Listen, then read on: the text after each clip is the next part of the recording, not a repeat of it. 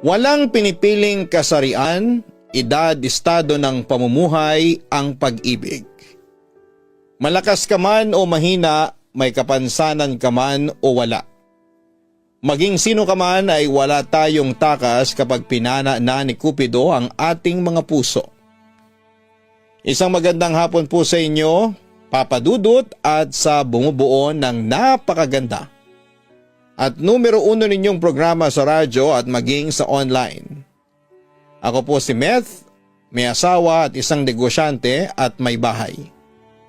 Madalas akong makinig sa programa ninyo at nasusubaybayan ko rin ang mga exclusive uploads ninyo sa inyong YouTube channel. Aaminin ko na sobra talaga akong na-inspired na sumulat dahil sa mga kwento ng totoong buhay na tinatampok ninyo. Nakapupulutan talaga ng aral. Papa Dudut, sisimulan ko na lamang ang kwento ko noong makilala ko si Rowald.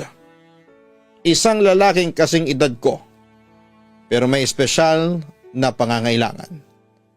Normal naman siya kung titignan ang kanyang itsura, ngunit mahina ang kanyang memorization at learning capabilities. Pero kahit na ganoon ay naging magkaibigan pa rin kami dahil kahit na bata, ang pag-iisip ni Rowald ay marunong siyang makisalamuha sa mga normal na tao. Sa kabilang banda, anak si Rowald ng pinsan ng bayaw ng aking ina at ang mga magulang namin ni Rowald ay matalik ding magkaibigan. Papa Dudut, mabait si Rowald kaya hindi katakatakang naging close friends kami. Pero ang hindi ko alam, mas lalalim pa doon ang nararamdaman ni Rowald para sa akin.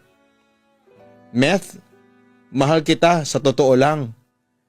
Matagal ko nang gustong sabihin sa iyo na mahal kita kaso nahihiya ako at saka mas pinapahalagahan mo si Ildefonso kaysa sa akin. Pero kahit na ilang beses ko itong pilit na itago hindi ko talaga kaya. Pagtatapat sa akin ni Rowald isang araw. Sa totoo lang ay nagulat ako noon. Hindi ko alam kung ano ang aking sasabihin. That time kasi ay meron na akong lalaking iniibig, si Ildefonso. Mabait, maalaga, understanding at loyal ang aking boyfriend na siyang nagustuhan ko sa kanya. Para sa akin si Ildefonso na ang lalaking the one at gusto kong makasama habang buhay. Kaya hindi ko alam kung paano ko sasabihin kay Rowald ang totoo nang hindi siya nasasaktan. Sorry Rowald. Hindi kita kayang mahalin. Halos pabulong kong pagtatapat sa aking kaibigan. Pero narinig yon ni Rowald at para siyang maiiyak. Alam kong nasaktan siya sa ginawa kong pag-amin. Muli akong nagsalita. Kaibigan lang talaga ang turing ko sa iyo. At saka may iba na akong mahal sa Ildefonso. Bakit siya? Bakit hindi ako? Mangiyak-ngiyak na tanong sa akin ni Rowald.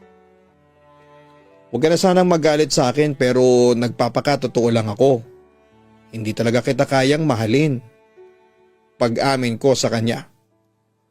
Oo, alam kong masakit yung marinig pero kailangang malaman niya ang totoo. Ayoko kasing umasa pa siya sa akin. Bakit Meth? Kumo ba ganito ako? Kumo ba abnormal ako? Tumingin ako kay Rowald at hinawakan ang pareho niyang kamay. Rowald, hindi pa naman huli ang lahat para sa iyo. Makakakita ka pa rin ng babaeng magmamahal sa iyo ng tunay. Sayang lang at hindi ako yun, ang sabi ko. Napansin siguro niya na wala na talagang magagawa para mahalin ko siya. Nang higit pa sa isang kaibigan kaya nag-decide na lamang siyang magparaya. Sige Meth, magpaparaya ako. Kahit na masakit sa akin ay pipilitin kong maging masaya para sa iyo. Pero alam mo Meth, hindi ko pa rin isusuko ang pagmamahal ko sa iyo kahit na iba na ang lalaki nagmamay-ari sa puso mo, sabi niya sa akin. Aaminin ko na sa puntong yon ay parang inuusig ako ng aking konsensya. Pwede pa naman tayong maging magkaibigan, hindi ba? Ipagpatuloy natin yon. Sinubukan ko pa rin i-comfort ang aking special friend. Ano pa bang magagawa ko? Hanggang doon lang naman ang kaya mong ibigay. Kaya kahit masakit sa akin ay tatanggapin kong hanggang magkaibigan lang tayo. Kung saan ka maligaya, pipiliin kong maging maligaya para sa'yo. Kahit nakapalit nito magdusa pa ako habang buhay. Ang sabi ni Romuald. Huwag mong isipin yan. Hindi ka magdurusa kasi hindi pa naman huli ang lahat. Kahit na ganyan ka, kahit na may kapansanan ka may mabuti ka namang kalooban. Ang sabi ko naman.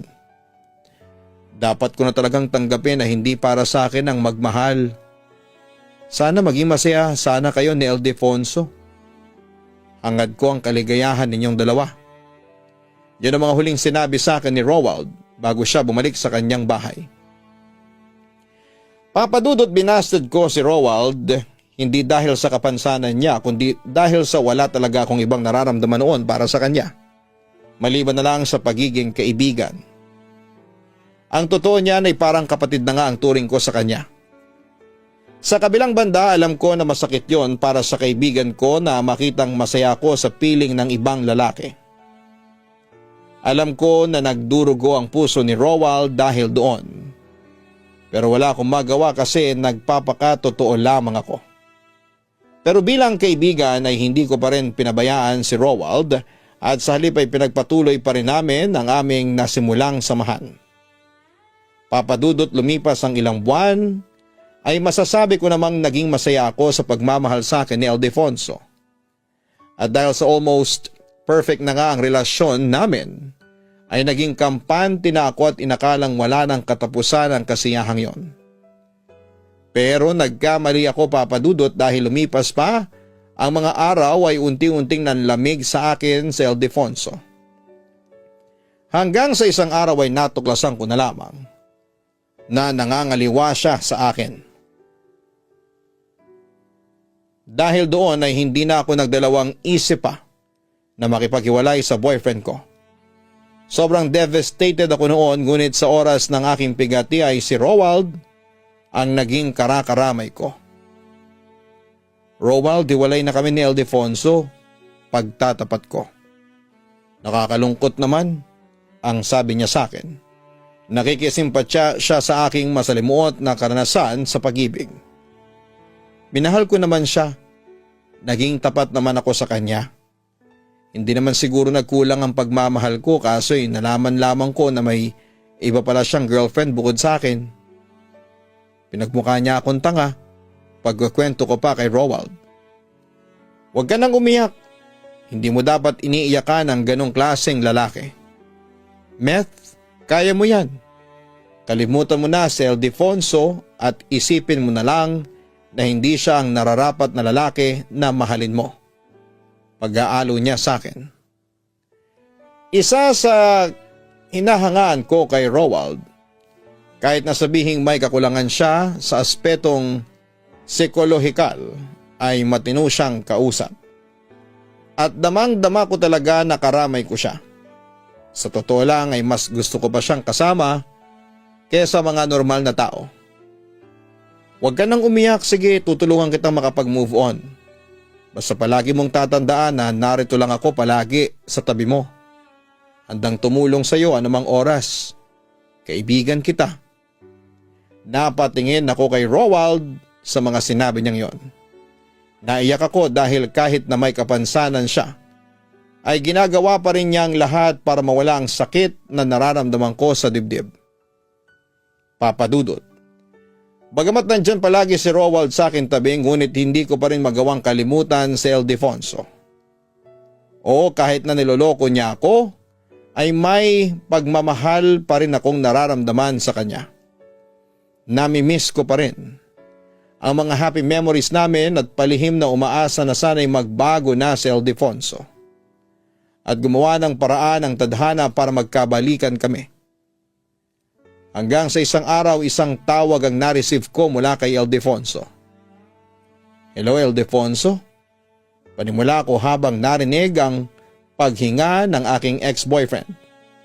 Alam kong nahihiya siyang magsalita kaya ako na lamang ang nagpatuloy.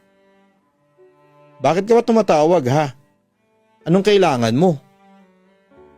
Meth, Kaya ako tumatawag sa iyo para humingi ng sorry. Narinig kong sabi ni Aldefonso sa kabilang linya. Oo, inaamin ko nagkamali ako at nagsisisi na ako doon. Hindi ko dapat sinaktan ang babaeng mahal ko. Pagpapatuloy pa niya. Kung ganon, hindi na si Kate ang mahal mo. Sabi ko habang tinutukoy ang babaeng isanabay niya sa akin. Oo, kaya eto ako tumawag sa iyo para sabihing mahal na mahal kita. Please, Meth, patawarin mo na ako at muli mo akong tanggapin sa buhay mo bilang boyfriend. Pagmamakaawa ni Aldefonso sa akin. Sige Aldefonso, pag-iisipan ko, ang sabi ko sa kanya. Pagkatapos ay naputol na ang tawag. Oo, gusto ko makipagbalikan kay Aldefonso pero ayokong magpadalos-dalos ng desisyon. Gusto kong pag-isipang mabuti kung tama ba ang aking gagawin o kung totoo bang nagbago na si Aldefonso. Kapag nasiguro ko na ayos na ang lahat, saka lamang ako babalik sa kanya. Pero hindi natuloy ang pagbabalikan namin dahil bigla na lamang umalis si Aldefonso papunta ng Dubai para doon na magtrabaho. Kaya nawala na ako ng pag-asa na magkakaroon kami ng second chance. At sa halip ay finokus ko na lamang ang aking atensyon sa trabaho. At syempre sa aking special friend na si Roald. Sa kabilang banda lumipas pa ang isang taon ay dumating ang isang pagsubok sa buhay ni Roald. Nagkasakit siya ng cancer at nang malaman ko yon ay sobra talaga akong nalungkot. Bilang best friend ay isa ako sa mga nagbantay at nag-alaga kay Roald. Isa rin ako sa mga taimtim na nagdarasal sa Diyos na sana'y gumaling na ang best friend ko sa sakit niya. At mukhang dininig noon ng Panginoon ang mga dasal ko dahil lumalakas si Roald at sinisikap niya talagang lumaban para sa kanyang buhay. Ngunit isang araw nang dumalaw ako sa ospital kung saan nakakonfine si Roald ay kinausap ako ng nanay ni Roald na si Aling Nene. Nakausap ko kasi yung doktor ni Roald. Ang sabi malala na raw yung cancer niya. Sabi pa nila baka 3 o hanggang 6 na buwan na lang ang itatagal ng buhay ng anak ko. Pagkukwento sa akin ng nanay ni Roald. Nanlumo ako pagkarinig ko sa masamang balitang yon at napatingin ako kay Roald na natutulog sa kanyang kama ng mga oras na yon.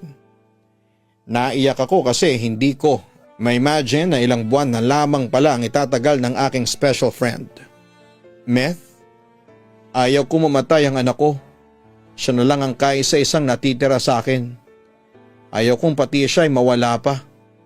Meth, hindi ko kayang mawala sa akin ang anak ko. Ikamamatay ko yun. Ang sabi pa sa akin ni Aling Nene habang humahagulhol. Agad ko namang kinomfort ang nanay ni Roald. Aling Nene, magpakatatag po kayo. Huwag po kayong sumuko. Hindi po pababayaan ng Diyos ang anak ninyo. At saka Aling Nene, matapang si Roald. Alam ko pong lumalaban po siya sa buhay niya. Hindi siya ang tipo ng tao na madaling sumuko. Aling Nene, gagaling ang anak ninyo, maniwala po kayo. Tumingin sa akin ang luhaang mga mata ni Aling Nene.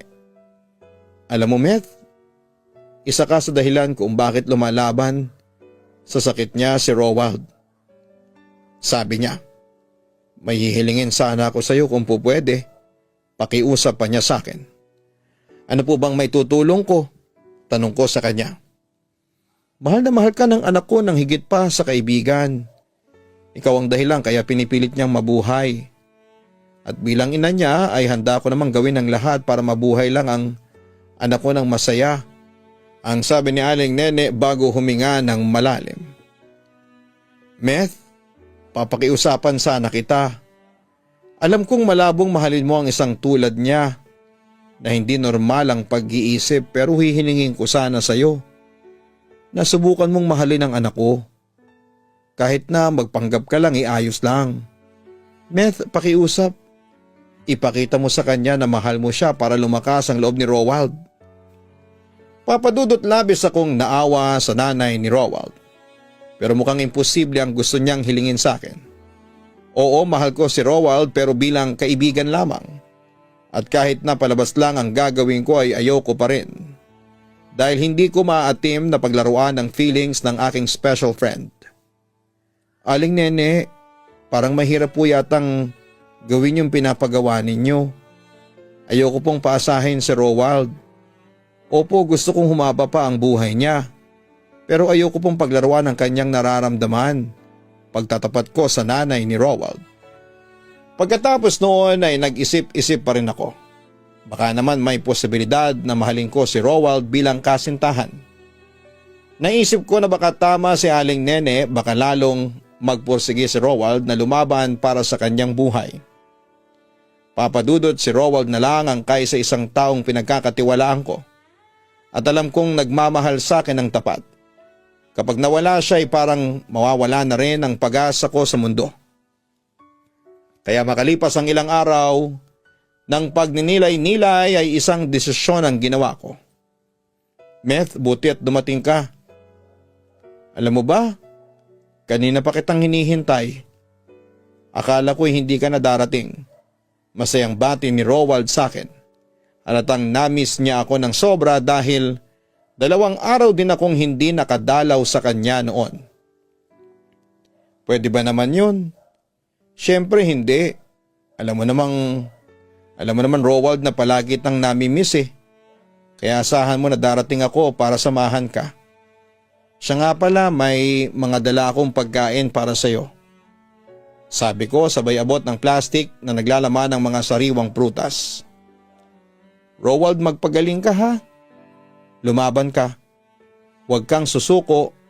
Isipin mo na ginagawa mo ito para sa akin. Naiiyak kong sabi sa aking kaibigan. Bagamat that moment, ang focus ng kanyang atensyon ay sa dala kong pasalubong sa kanya. Huwag mo kong iiwan ha. Mangako ka sa akin. Kasi hindi ko kakayanin kapag nawala ka sa akin. Pagpapatuloy ko. Sa pagkakataong yon ay bumaling na si Rowald sa akin. Pangako, hindi kita iiwan. Sincero niyang sabi sa akin. Talaga? Oo, Meth. Ayoko kasing makitang nasasaktan ang mahal ko, sagot niya sa akin. Kahit nasasaktan akong makita si Rowald sa ganong kalagayan ay pinilit ko pa rin ngumiti para hindi panghinaan ng loob ang aking special friend. May sasabihin ako sa iyo ha, pero huwag ka sanang magugulat. Parang batang na-excite si Rowald sa sinabi ko. Ano yun? Tanong niya sa akin. Rowald, mahal kita. Mahal kita ng higit pa sa isang kaibigan. Kaya kung sakaling mawala ka, sobra akong masasaktan, sagot ko. Halatang nagulat din si Rowald sa narinig niya mula sa akin. Talaga mahal mo ako? Tanong niya sa akin. Gusto niyang makasigurado sa mga narinig. Oo, Rowald, mahal na mahal kita ng higit pa sa isang kaibigan. Maniwala ka sa akin. Paggagaranti ako sa kanya. Napangiti si Rowald at halos maiyak sa tuwa, Papa Dudut. Salamat at minahal mo na rin ako. Alam mo ba, matagal ko nang hinihiling to sa Diyos. Sa wakas ay natupad na rin yung hiling ko. Mahal na mahal din kita, Meth. Pangako at mamahalin kita hanggat nabubuhay ako. Papadudot habang lumalaban si Rowald sa sakit niyang cancer ay pinagpatuloy ko lamang ang pagpapanggap na mahal ko siya ng higit pa sa kaibigan. Pero ang hindi ko inaasahan sa ilang buwan naming magkasama bilang mag-boyfriend-girlfriend ay hindi ko akalain na mahuhulog din ang loob ko sa kanya.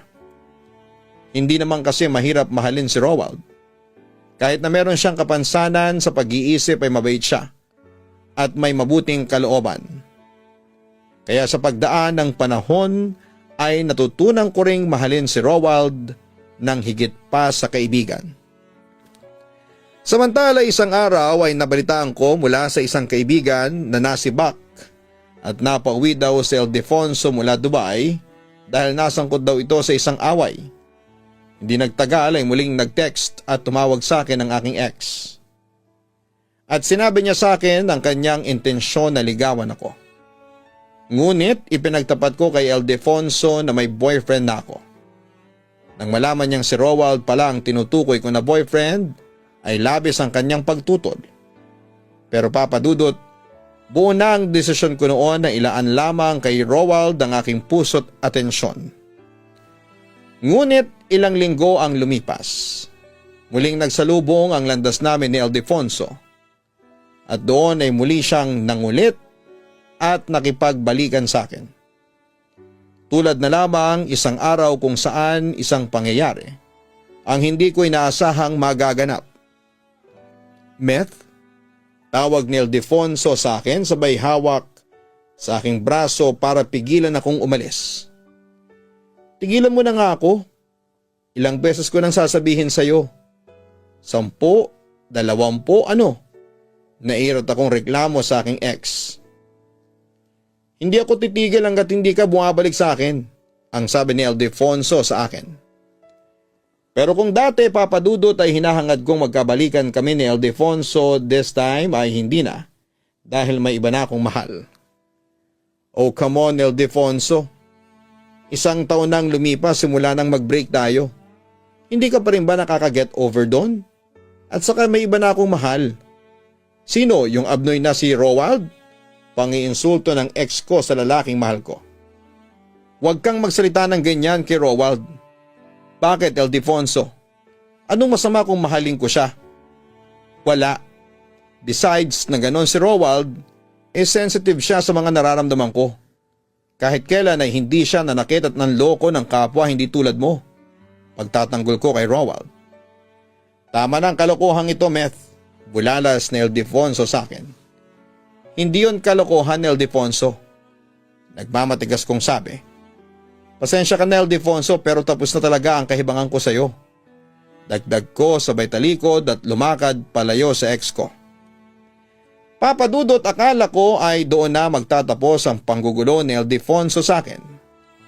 Nagkakamali ako dahil hindi ako tinigilan ng ex ko na hindi pa rin makaget over sa aming nakaraan.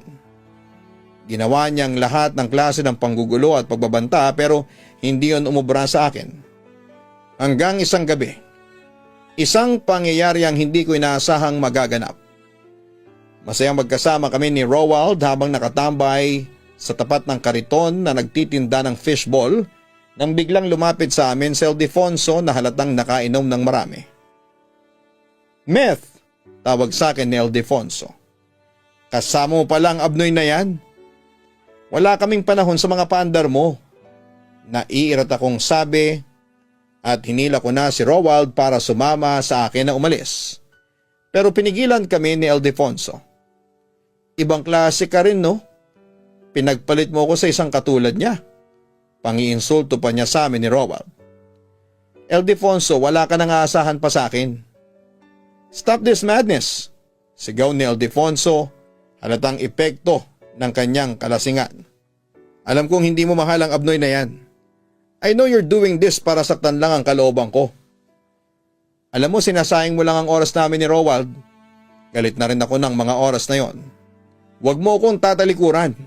Galit na sabi ni Ildefonso habang hawak ng mahigpit ng aking braso. Siyempre nasaktan ako kaya ginawa ko ang lahat para makawala sa pagkakahawak niya sa akin. Ano ba, bitawan mo nga ako? Ildefonso, ano ba? Palag ko. Sa pagkakataong ito ay nagsalita na si Rowald. Nakita ko sa mga mata ng boyfriend ko ang galit sa ginagawa ni Ildefonso sa akin. Bitawan mo nga kasi si Meth, utos niya sa ex ko. At sino ka naman para pigilan ako ha? Uy, wala kang laban sa akin, Rowald. Isa ka lamang hamak na abnoy. Ano, lalaban ka na ba sa akin? Nagbabantang wika ni Ildefonso at inambaan na niya ng suntok ang aking boyfriend. Hindi nagpasindak si Rowald kay Ildefonso. Sabi nga bitawan mo na siya eh. Utos niya sa ex ko sabay hablot sa brasong nakahawak sa akin. Aba, lumalabang ka na ha? Gusto mong masaktan? Pwes pagbibigyan kita. Wika ni Ildefonso sabay nagpakawala ito ng suntok sa boyfriend ko. Nagpanik ako at napasigaw. Ginawa ko naman ang lahat para pigilan si Ildefonso pero binugbog pa rin niya ang boyfriend ko. Samantala'y lumaban na rin si Roald at gumanti ng mga suntok kay Ildefonso. At kahit na dihado ay ginawa pa rin niya ang lahat para ipagtanggol ako. Muli ako napasigaw nang makita kong duguan na ang mukha ni Roald. Inarang ko na ang aking katawan at natanggap ko ang ilang masasakit na bigwas ni Ildefonso. Buti na lamang at tumawag ng mga tanod yung tindero ng fishball at agad silang rumescue sa amin. Pero habang dinadala si Ildefonso ng mga tanod sa kanilang barangay mobile, ay nagpahabol pa ito ng insulto sa aming dalawa ni Roald. Meth, nakakasuka ka. Pumatol ka sa isang abnoy. Magsama kayong dalawa. Mas mabuti nang pumatol ako sa abnoy kesa sa katulad mong walang puso. Wala akong mararating kapag ikaw ang minahal ko. Ganti ko naman kay Ildefonso. Papadudot kinalimutan at tinanggal ko na ng tuluyan sa aking sistema si Ildefonso. At pagkatapos namin siyang sampahan ng kaso ni Roald ay hindi na siya nagparamdam pa sa amin. Samantala isang gabi ay muli kong dinalaw si Roald sa ospital dahil nabalitaan ko mula kay Aling Nene na muli na naman itong nanghina. Pagdating ko doon ay nadatnang kong nakaupo sa wheelchair si Roald nakatalikod sa pinto. Kaya dahan-dahan akong lumapit. Hindi naman niya ako napansin dahil nasa picture puzzle ang kanyang atensyon. Roald, ayos na ba ang pakiramdam mo? Oo naman. Nakakatayo at nakakalakad pa ako ng mag-isa kaya ayos pa ako. Sagot niya sa akin. Habang nakapukaw pa rin sa kanyang sinosolve na picture puzzle. Napangiti na lamang ako. Maiksi kasi ang kanyang attention span kaya hindi ko na lamang siya inistorbo dahil ayoko masayang ang ginagawa niya. Pero nung palis na ako ay bigla ulit siyang nagsalita. Meth, masaya ako ngayon. Alam mo ba kung bakit? Tanong niya sa akin habang nakatutok pa rin sa kanyang ginagawa. Kasi magkasama tayong dalawa? Sagot ko. Oo. Ikaw ba, masaya ka rin ba? Tanong ulit niya sa akin. Siyempre, masaya din ako. Hindi mo alam kung gaano ako kasaya kapag kasama kita. Nakangiting sagot ko habang pinagmamasdan na unti-unting nasusolve ni Roald ang picture puzzle. Mahal mo ba talaga ako? Hindi ka ba napipilitan lang? Sa pagkakataong ito ay bumaling na sa akin si Roald. Seryoso at malungkot ang kanyang mga mata. Roald, hindi ako napipilitan lang. Talagang mahal kita. Muling bumaling si Roald sa picture puzzle. Parang walang narinig. Tapos ay matagal naghari ang katahimikan sa aming dalawa bago muli siyang nagsalita. Alam ko na ang totoo, Meth. Pinagtapat sa akin ni Mama ang totoo. Na pinakiusapan ka lang niya na magpanggap na mahalin ako. Pagtatapat ni Roald sa akin, wala na yata siyang balak na lumingon at tumingin sa akin. Nakaramdam naman ako ng kaunting guilt. Oo, pinakiusapan nga ako ng mama mo na magpanggap na in love ako sa iyo. Pero Roald, alam mo ba? Pumayag ako sa gusto ng mama mo kasi mahal din kita. Sagot ko. Hindi ako naniniwala. Malungkot at halos pabulong na sabi ni Roald sa akin. Sa kabila ba ng pagmamahal ko sa iyo pag-iisipan mo lang ako ng ganito? Seryosong tanong ko sa kanya. Sa totoo lang, papadudot na sasaktan ako ng mga oras na yon. Alam nating lahat na hindi mamahalin ng isang normal na babae ang isang katulad ko na may kapansanan. Meth, kung gusto mong makipaghiwalay na sa akin, bahala ka. Walang kaso yun sa akin, ha? Patuloy pa rin sa pagsosolve ng puzzle si Roald. Pero alam kong naiiyak na siya ng mga oras na yon. Sa pagkakataong ito ay lumapit na ako at niyakap ko na ang aking boyfriend. Roald, mahal kita. At handa kong patunayan yon sa iyo. Hindi kita hihiwalayan. Walang pumipilit sa akin na mahalin ka. Ako mismo ang may gusto nito at masaya ako sa ginagawa ko. Naiiyak na sabi ko. Hindi nagtagal ay umiyak na si Roald habang nakayakap sa akin. Meth, narinig ko ang usapan ni na mama at ng doktor. Baka 2 linggo na lang daw akong mabubuhay. Kwento sa akin ng aking boyfriend. Huwag kang panghinaan ng loob, ang sabi ko. Sinusubukan kong palakasin ulit ang kanyang loob. Ahaba pa ang buhay mo, magtiwala lang tayo sa Diyos. Ayokong mamatay. Natatakot ako. Sa pagkakataong ito ay humagulhol na siya. Agad ko naman siyang hinagod. Pero that time, Papa Dudut, ay kinakabahan na rin ako. Pinanghihinaan na ng loob kaya pagkatapos noon ay agad akong tumungo sa chapel malapit sa ospital. At doon ay nagdasal ng taimtim. Hiniling ko na sana ipahabain pa ng Diyos ang pagsasama naming dalawa ni Rowald. Lumipas pa ang mga araw at patuloy sa paglala ang sakit ni Rowald at halos manlumo ako. Sa tuwing nasasaksihan ko ang pagsigaw niya nang dahil sa sobrang kirot. Awang-awa ako, Papa Dudut, parang tinutusok ng kutsilyo ang aking puso sa tuwing nakikita ko si Rowald na nakaratay sa kanyang kama. Alas wala ng pag-asang gumaling. Dahil dito ay hinanda ko na ang aking sarili sa posibleng mangyari.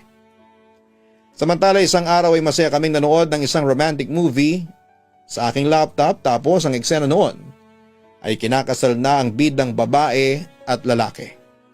Napansin ni Rowald na kilig ako. Kaya nagsalita siya sa akin. Wish ko na sana'y maikasal tayong dalawa bago ako mamatay. Nahinto ako sa panonood at napabaling sa aking boyfriend. Wish ko lang naman yun. Okay lang sa akin kahit na hindi mangyari yun. Itinabi ko ang laptop na hawak at sa halip ay hinawakan ko ang kanang kamay ni Rowald. Walang problema sa akin. Handa kong tuparin ang wish mo. At yun nga, Papa Dudut, pagkatapos noon ay sinabi ko sa nanay ni Rowald ang aming plano at agad naman siyang pumayag. Kahit simpleng kasalan lang ay okay na sa amin ni Rowald. Agad na kinontak ni Aling Nene ang kilala niyang pare na magkakasal sa amin ng anak niya. Ako naman ay naghanda sa dadamitin namin. Bumili ako ng simpleng white gown para maging wedding dress at white barong naman kay Rowald. Tinawagan ko rin ang mga close friends namin ni Rowald para maging sponsors at witnesses sa kasal.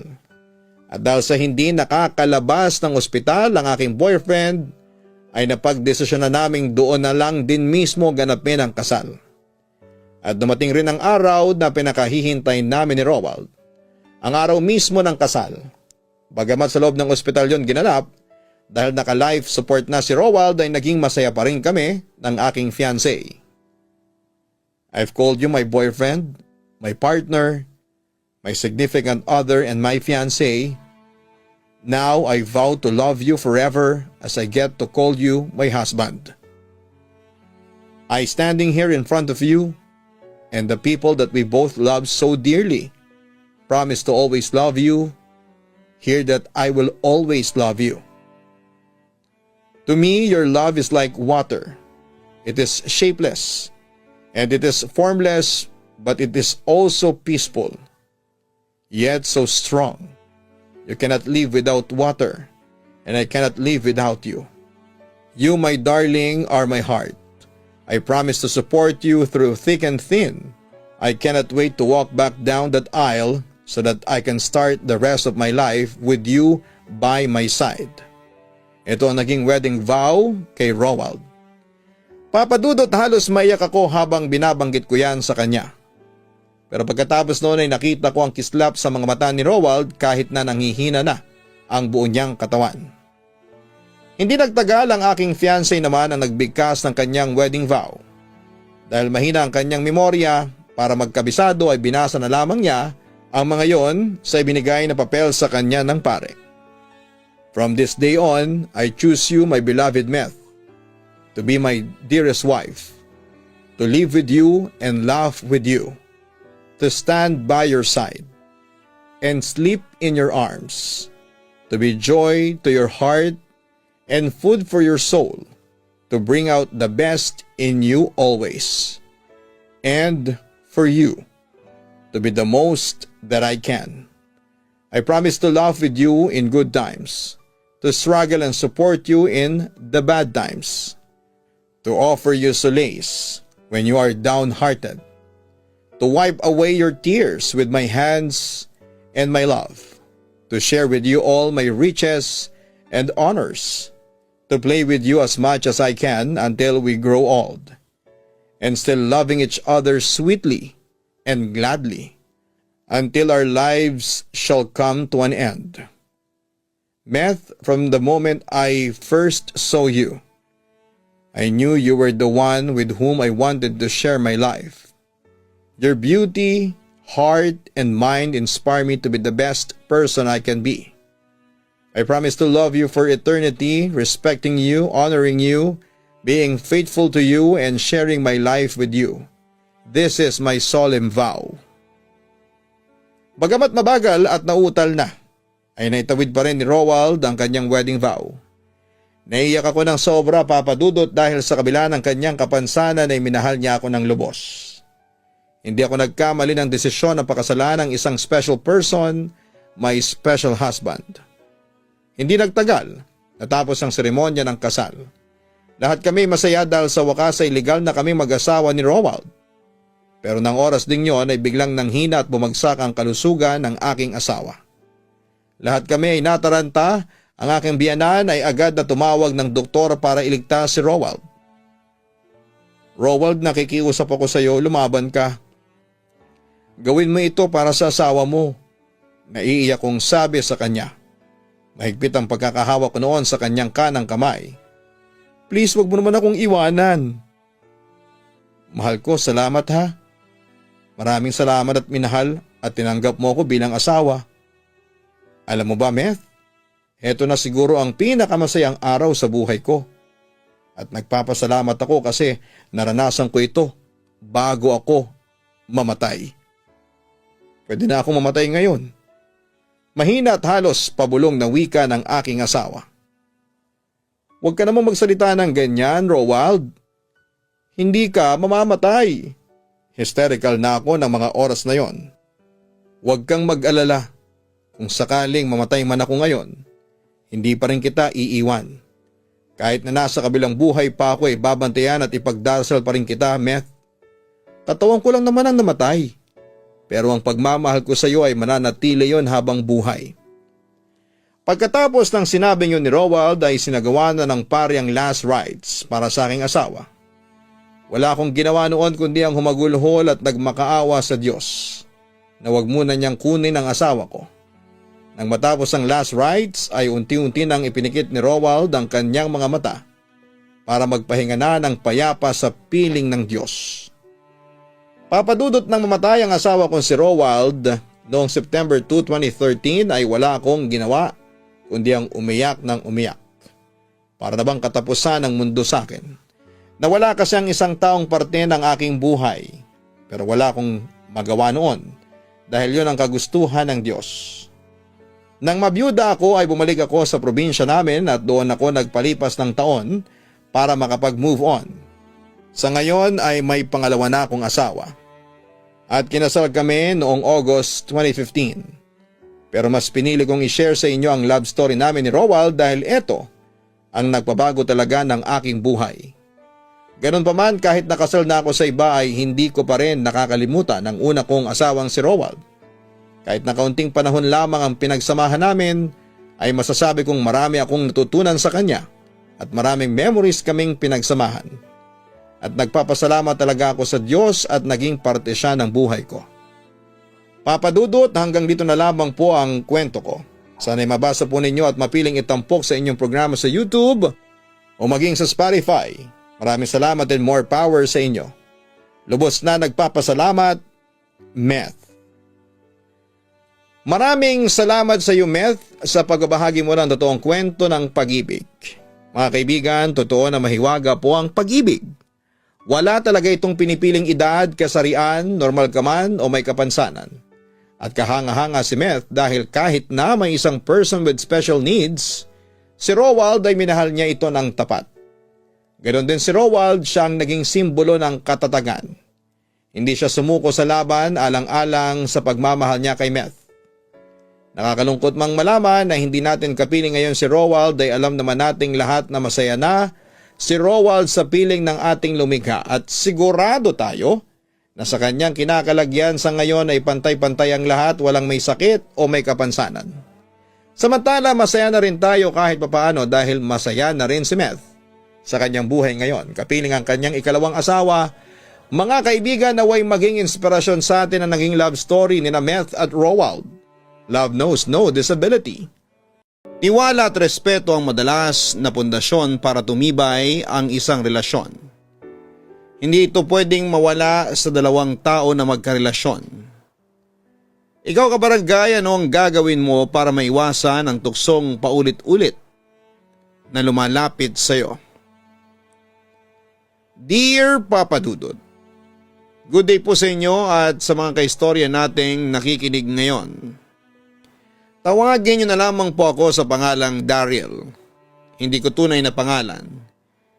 Hindi niya alam na sumulat ako sa inyo at wala rin siyang ideya tungkol sa kwento na ibabahagi ko sa inyo ngayon.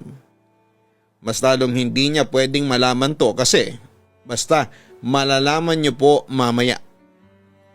34 years old na nga pala ako at nagtatrabaho bilang loan processor sa isang kumpanya dito sa Marikina.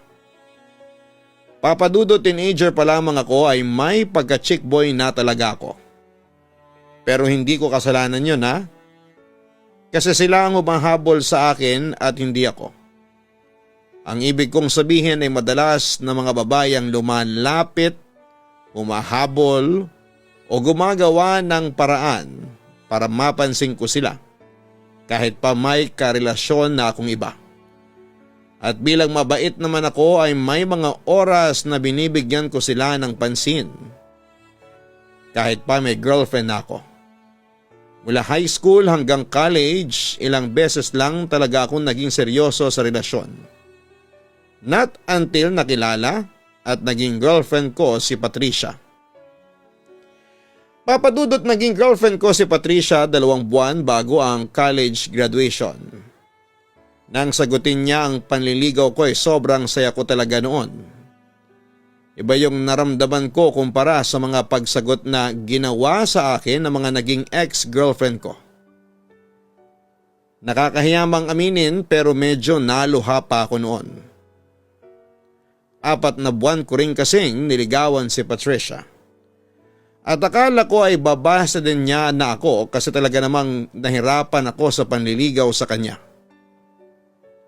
Ramdam ko na gusto niya ako kaya lang ay priority niya ang pag-aaral. Academic scholar kasi siya at running for cum laude kaya sobrang bihira ko siyang makasama sa isang date. Pero pinakita ko pa rin sa kanya na willing ako maghintay, papadudot. Kahit kabado na ako noon kasi may iba pang nanliligaw sa kanya na may itsura din tapos ay matalino pa kagaya niya. Sinabi ko sa sarili ko na bahala na. Basta ang mahalaga ay maipakita ko kay Patricia na seryoso ako sa kanya. At nang maging girlfriend ko siya, nangako pa ako sa sarili ko na titigilan ko na ang pagiging chick boy ko. Pero hindi pala iyon ganon kadaling gawin. Lalo na nga kung yung mga babae na ang lumalapit sa akin. Papadudot, nakilala ko naman si Wilma sa isang resto bar kung saan kami dating gumigimik ng pinsan ko. Naramdaman ko kaagad na type niya ako dahil iba na ang mga tingin niya sa akin. Mula sa table nila ng mga kasama niya hanggang sa ayun na nga, nagkaroon ng tuksuhan yung mga kasama namin hanggang sa magkapalitan na kami ng pangalan at number ni Wilma. Nung una pa lang ay sinabi ko sa kanya na may girlfriend ako at ayos lang daw yon sa kanya. Kasi sobrang type niya raw talaga ako. At nagtuloy-tuloy na nga ang bawal naming relasyon. Ang relasyon na hindi ko inaasahang mapuputol ng dahil sa isang aksidente. Nagising na lamang ako na nasa ospital at si Patricia ay nakaupo sa may tabi kung saan ako nakahiga. Naiyak siya nang makita niyang sa wakas ay nagising na ako. Naaksidente ka, sweetie. May bumanggang van sa kotse na dinadrive mo. Malaki ang naging damage sa kotse mo pero stable na raw ang lagay mo, ang sabi ng doktor. Kaya lang halos 2 araw ka nang walang malay. Akala ko nga hindi ka na magigising. Pagkukwento ni Patricia, nang tanungin ko siya kung ano nga bang mga nangyari. Kaya palang sakit ng buong katawan ko at may mga sugat ako dito sa braso ko, wika ko. Hindi mo rin ba natatandaan kung saan ka papunta dapat sa gabi na yon? Huling chat mo kasi sa akin papunta ka sa bahay ng pinsan mo. Pero nang dumalaw siya dito, ang sabi niya, hindi naman daw kayo magkikita. Saka parang papunta ka ng Makati ng oras na yon, ang sabi pa ni Patricia. Makati? Medyo kinakabahan na wika ko. Oo, doon ka kasi banda na aksidente pero hindi ko alam kung anong ginagawa mo doon o kung bakit ka nandun. Tugon niya. Baka kasi nakansel yung lakad namin ng pinsan ko kaya iba na lang ang pinuntahan ko. Hindi ko rin talaga matandaan, sweetie. Sumasakit lang ang ulo ko kapag inaalala ko. Pagdadahilan ko pa sa kanya. Huwag mo na lang isipin, sweetie, ang mahalaga. Okay ka na talaga ngayon. Gising ka na saka sigurado na ako magiging maayos na ang lagay mo. Alam mo, sa totoo lang, hanggang ngayon, natatakot pa rin ako kahit sinabi ng doktor na maayos na ang lagay mo at hintayin ka na lang naming magising. Hindi pa rin ako mapakali. Palagi pa rin akong naiiyak kasi pakiramdam ko anytime pwede kang mawala sa akin. Pag-iyak ng girlfriend ko. Sweetie, sorry ha, wika ko. Bakit ka naman nagsosorry? Tanong niya. Wala lang, pakiramdam ko kasi ang laki ng kasalanan ko. Napagod at napuyat ka nang dahil sa nangyari sa akin. Tugon ko. Wala kang kasalanan. Hindi mo naman ginustong maaksidente ka. Kaya huwag kang mag-sorry. Basta magpalakas ka para makapag-date na ulit tayo, sweetie. Wika ng girlfriend ko. Papadudot, nung una ay wala talaga akong matandaan kung saan ba ako pupunta ng gabing maaksidente ako. Masakit ang buong katawan ko lalo na ang ulo ko pero nang sabihin ni Patricia na nasa Makati ako noon ay alam ko na kaagad na si Wilma ang dapat kong pupuntahan. Kasi taga doon siya. At nang dalawin ako ni Jonathan ay sinabi niya sa akin na nag-text daw ako sa kanya na papunta nga ako noon sa place ni Wilma. Mabuti na lang daw at nasira din ang cellphone ko noong maaksidente ako. Kung hindi baka nabasa raw ni Patricia ang mga chat o text message namin ni Wilma. Nalaman na raw sana ni Patricia ang tungkol sa ibang babae ko. Nalaman ko rin, papadudot, na grabe pala ang pag-aalala at pag-aalaga na ginawa sa akin ni Patricia. Halos hindi na raw siya kumakain o natutulog para lang mabantayan ako. Iyak daw ng iyak si Patricia kasi akala niya ay hindi na ako magigising pa. Akala din daw ng parents ko ay hindi na ako makakaligtas sa aksidente na yon. Kasi grabe raw ang pagkakabangga ng malaking van sa kotse ko. Yuping-yupi daw yon. At himala na raw talaga na nakaligtas pa ako. Nang dahil doon ay isang desisyon ang ginawa ko para sa sarili ko, papadudot. Nang ma-discharge ako sa ospital ay sinabi ko sa sarili ko na itatama ko na ang lahat ng maling ginawa ko.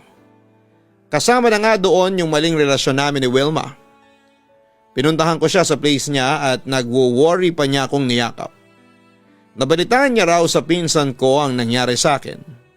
Hindi niya naman daw ako madalaw kasi alam niya na nandun si Patricia at ayaw niya ng gulo. Sinabi ko na okay na rin na hindi niya ako pinuntahan kasi ayaw ko talagang malaman ni Patricia ang tungkol sa kanya. Doon ko na rin sinabi sa kanya na kailangan na naming tapusin ang lahat ng namamagitan sa aming dalawa, papadudot. Ayaw niyang pumayag pagkatapos kong sabihin yon sa kanya.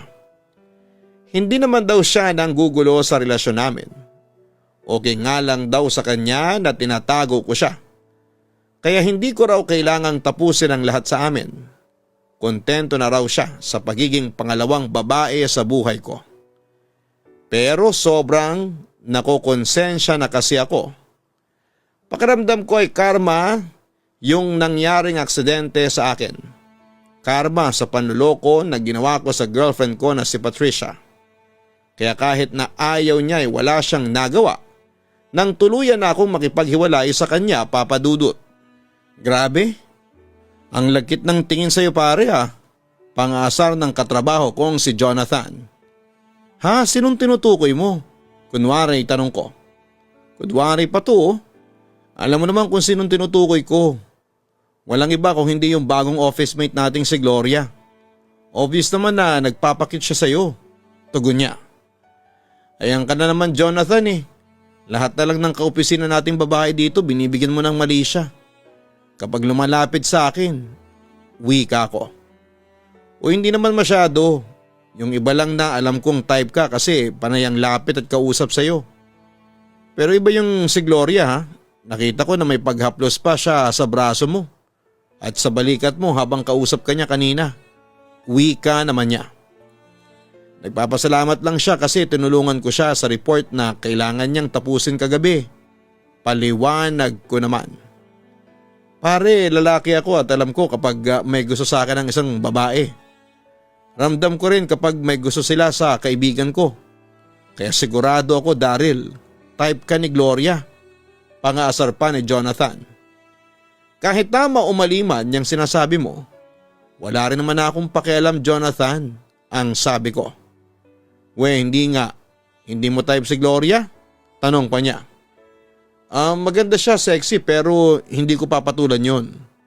At hindi ko papatulan kahit na sino pang babae na magpapapansin sa akin.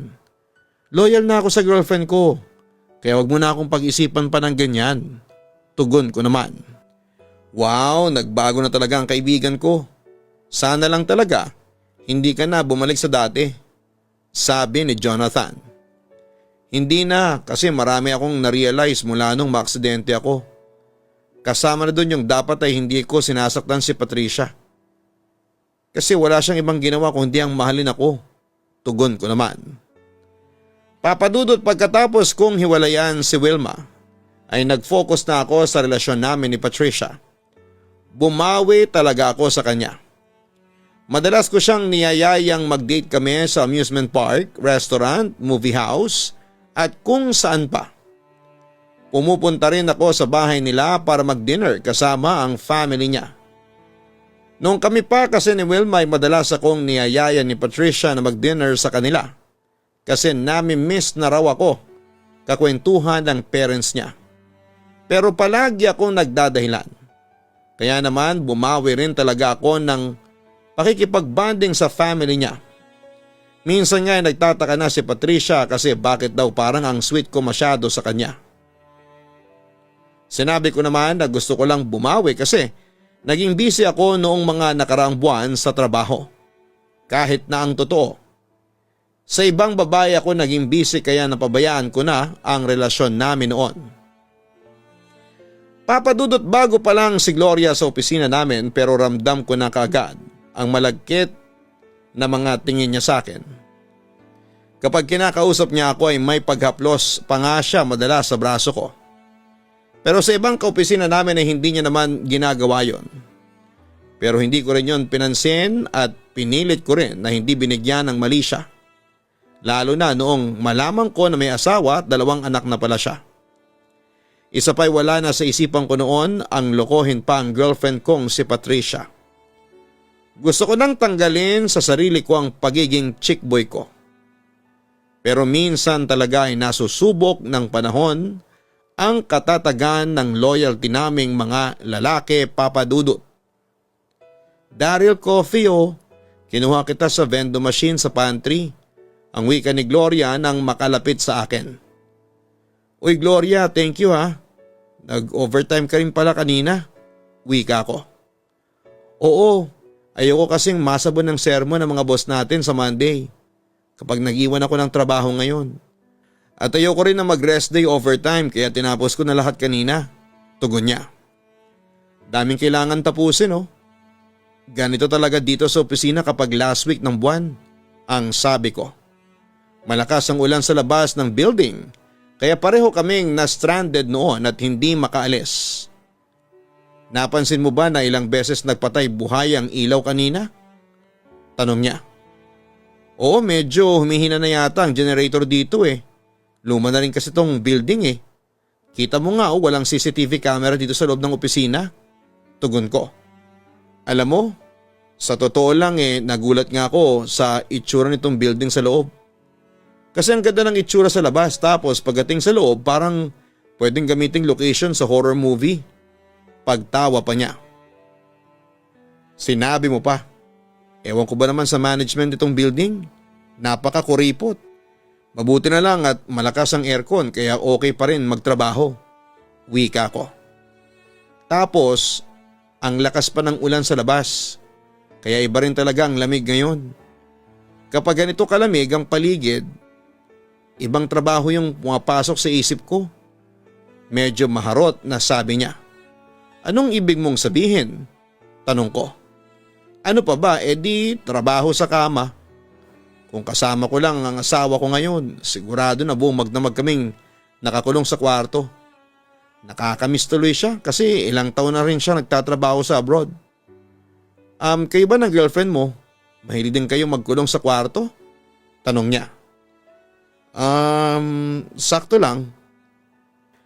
Kasama niya kasi yung parents at mga kapatid niya sa bahay nila.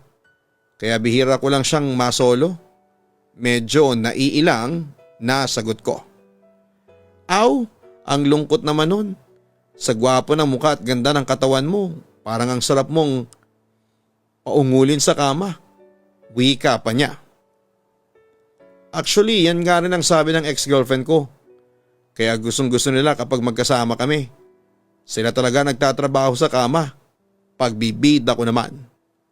Sakto pala kasi yan din ang gusto kong gawin ngayon Sa'yo, Daryl. Mapusok na wika niya. Papadudot ng unang malaman ko kay Jonathan na may asawa at anak na pala si Gloria ay nagulat talaga ako kasi hindi yon halata sa kanya. Ang sexy kasi ng pangangatawan niya na hindi ka babakasan na may dalawa na siyang anak. Maputi rin siya tapos ay matangkad pa. Hindi siya makapal maglagay ng make-up sa muka pero ayos lang. Kasi natural na maganda at makinis ang kanyang muka na may singkiting mga mata, matangos na ilong at manipis na mga labi. Oo, aaminin ko na attracted na talaga ako kay Gloria nung una pa lang, papadudot. Lalo na nung naramdaman ko nga na nagpapakyut siya sa akin. Sadyang pinipigilan ko lang kasi gusto ko na talagang lumayo sa tukso. Gusto ko na maging loyal na boyfriend kay Patricia.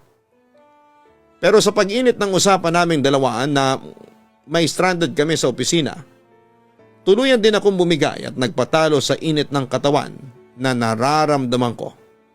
Hanggang sa hindi ko na nga natanggihan pa ang mga halik na yon at tuluyan na nga na may nangyari sa aming dalawa, papadudot. Papadudot, medyo luma na ang building kung nasaan ang opisina namin kaya may ibang opisina na wala talagang CCTV camera. Kasama na doon yung opisina kung saan unang beses na may nangyari sa aming dalawa ni Gloria. Actually, mabilis nga lang yon, as in sobrang bilis, pero masasabi ko na nag-enjoy ako kasi nandoon ang excitement na kailangan naming bilisan bago pa may sumilip na guard sa opisina. Yun din ang unang pagkakataon na may babae akong nakasiping na may asawa at anak na. At masasabi ko na totoo nga ang naririnig ko na magaling sila pagdating sa romansa. Kaya naman nasundan pa ang pangyayaring yon sa amin ni Gloria, papadudot. Wala kaming relasyon pero palaging may malaswang nangyayari sa aming dalawa. Doon nagsimula na nagsisinungaling na naman ako kay Patricia para lang makasama ko si Gloria. Kung ano-anong dinadahilan ko sa kanya sa tuwing hindi ako makakasipot sa date namin. Siyempre naniniwala naman siya kasi malaki ang tiwala niya sa akin. Pero dumating ulit ang oras na nagpa-realize sa akin na mali talaga ang saktan ko ang babaeng sobra akong minamahal, papadudot. Ang dami naman pagkain dito sa lamesa. Gulat na wika ko nang makapasok ako sa apartment. Surprise ako ni Patricia noon para sa mansari namin na nakalimutan ko. Lahat yan ay paborito mo, roasted chicken, buko salad, meatball, pasta. Saka bumili na rin ako ng chocolate cake para kumpleto na ang celebration natin ngayon. Sabi naman ni Patricia. Ikaw ba nagluto ng lahat ng yan? Tanong ko. Yung meatball pasta lang, sweetie. Yung iba ay pinadeliver ko lang din kanina kasi naglinis din ako dito sa apartment mo. Ang alikabok na rin kasi. Saka medyo makalat na. Tugon niya. Ibig sabihin ay hindi ka talaga umuwi dun sa bahay ng lola mo? Tanong ko. Oo, sinabi ko lang yung kanina para malaman ko kung natatandaan mo ba kung anong meron sa araw na to.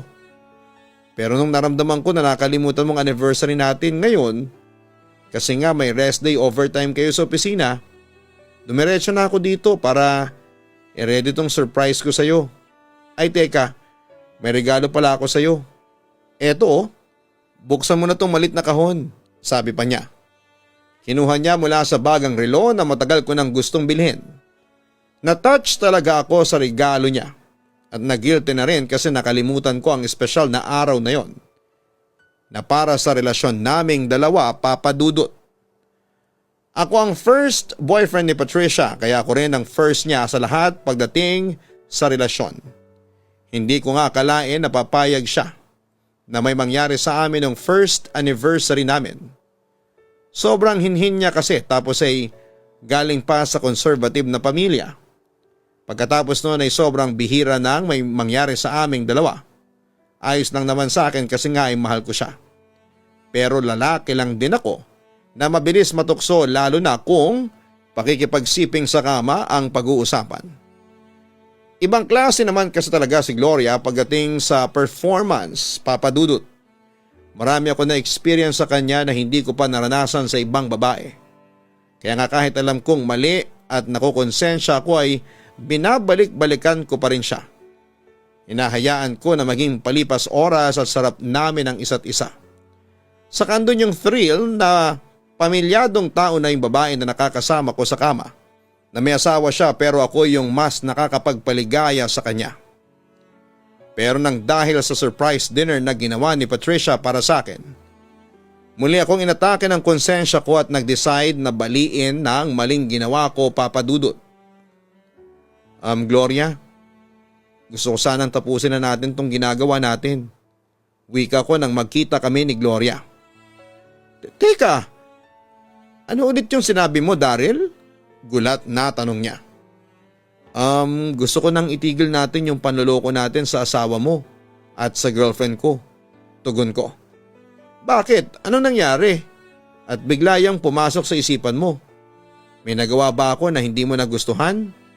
Nagsasawa ka na ba kaagad sa akin? Palagi ko namang ginagalingan ang pagtatrabaho sa kama. Kaya saan ba ako nagkulang? Ano, Daryl? Sunod-sunod na tanong niya. Wala kang kasalanan, Gloria. Mas lalong walang kulang sa'yo. Ang totoo ay nagigilty na kasi ako sa ginagawa natin. Naisip ko na sobrang bait ni Patricia para patuloy ko pa siyang lokohin. Saka ayaw ko ring mawala siya sa akin. Kapag nalaman niya ang tungkol sa ginagawa natin, sigurado ko na hindi niya ako mapapatawad. Gloria, sorry. Alam ko na mali talaga to sa umpisa pa lang. Kaya sorry talaga, paliwanag ko. Buntis ako. Mahina pero seryosong sabi ni Gloria. Ha? Hindi makapaniwalang saad ko. Ang sabi ko buntis ako at syempre ikaw ang ama. Tugon niya.